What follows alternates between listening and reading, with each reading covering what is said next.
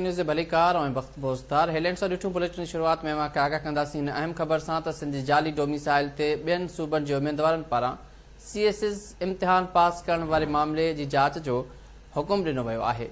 घरू खाते सिंध जे समूरनि DCs खे ख़त लिखी छॾियो जांच करे रिपोर्ट ॾियण जो हुकुम ॾिनो वियो आहे। ख़बर मथे पहुचायो पिया घरू खाते जो चवणु आहे त मुबैना तौरु सिंध जो डोमिसाइल हासिल करे CSS पास करे AC ऐं ॿिया उहिदा हासिल कंदड़ उम्मीदवारनि ते शक आहे। घरू खाते जो चवणु आहे त अरसलान चौधरी, कामरान अहमद, असदुल्ला गोंदल, मखतूम मलिक ऐं अवैस जी डोमिसाइल जी जांच कई वञे। घरू खाते वधीक चयो आहे त ऑडिट अकाउंट्स में 17हें ग्रेड जी नौकरी हासिल कंदड़ राजा अब्दुल सलाम ऐं राना ज़ियाउर रहमान जो डोमिसाइल बि शकी आहे।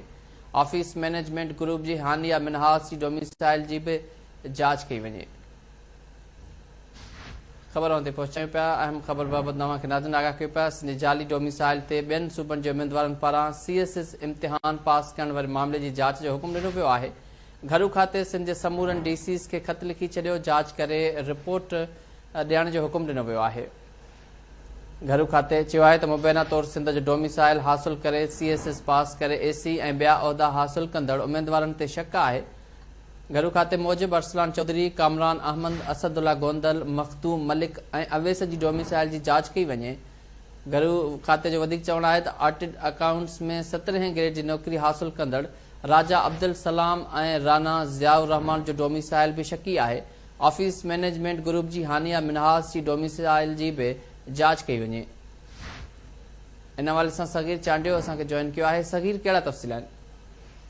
जी बिल्कुल सिंध जाली जेके उहे डोमिसाइल ठहराए करे ॿियनि सूबनि जा जेके माण्हू आहिनि मजबूरी तौर ते 9-8 माण्हू जेके आहिनि उन्हनि जेके आहिनि उहे सिंध जे जेका आहे उहा कोटा ते उन्हनि नौकरियूं हासिल करे वरितियूं आहिनि। CSS जो इम्तिहान जेको आहे उहो उन्हनि उम्मीदवारनि पास कयो आहे। इन सिलसिले में सिंध हुकूमत तरफ़ां जांच जो जेको आहे उहो हुकुम ॾिनो वियो आहे। सिंध जे घरू खाते जे सेक्रेटरी तरफ़ां समूरनि कमिश्नरनि खे ख़त लिखियो वियो आहे जंहिंमें इहो ॼाणायो वियो आहे त अरसलान चौधरी, कामरान अहमद, मोहम्मद असदुल्ला गोंदल, अवैस अहमद, मखतूम मलिक सरदार, राजा अब्दुल सलाम, हानिया सबीन मिनाज, राना ज़ियाउर रहमान जेके आहिनि उन्हनि जा जेके आहिनि डोमिसाइल शकी आहिनि। इन मामले जी जेका उहा जांच कई वञे। समूरनि जेको आहे कमिश्नरनि खे हिदायत कई वई आहे त इन्हनि जे असुल जेका उहा कागज़नि जी जांच करे तमामु जल्द जेको आहे उहा रिपोर्ट ॾिनी वञे। मां खे ॿुधाया त